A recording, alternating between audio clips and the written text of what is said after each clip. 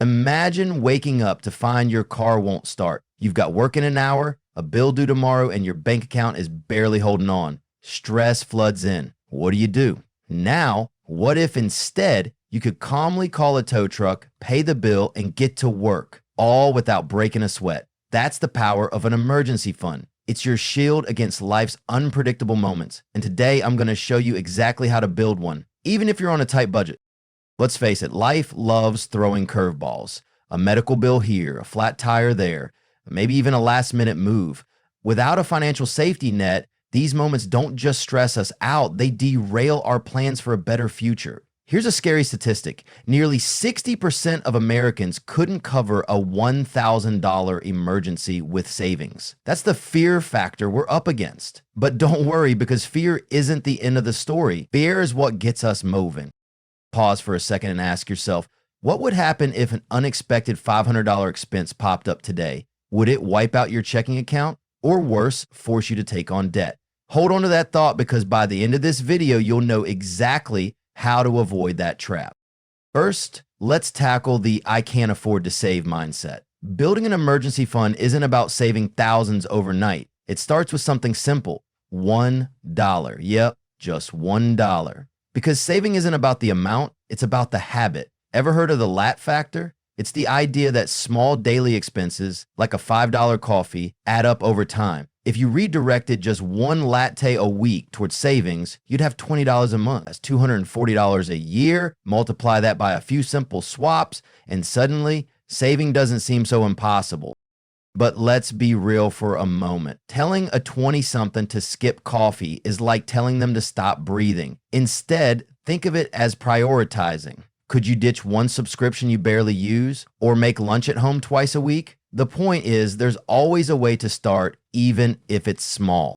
All right, so you found those first few dollars. What do you do with them? This is where automation becomes your secret weapon. Set up a direct deposit from your paycheck to a separate savings account. Why separate? Because out of sight, out of mind. Think of it as your untouchable vault.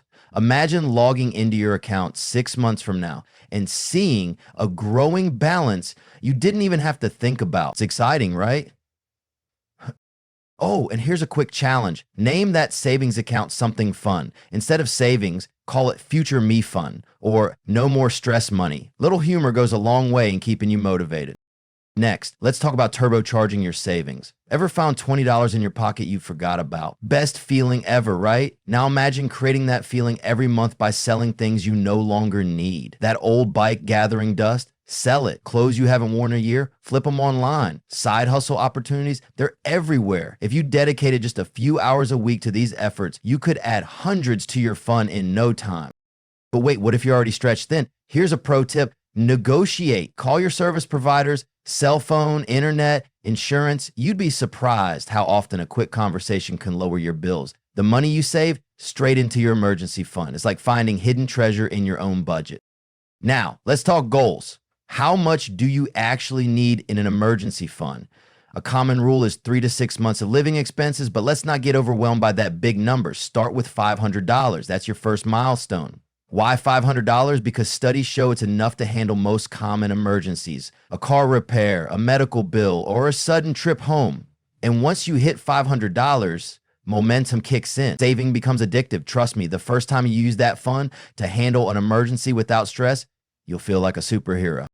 Here's a question to keep you thinking. What's one thing you could do this week to save an extra $50? Not next month, not next year, this week. Write it down, commit to it, because the best time to start building your emergency fund isn't tomorrow, it's right now.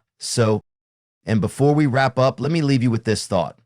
What would it feel like to never worry about the what ifs in life, to know you're prepared for whatever comes your way?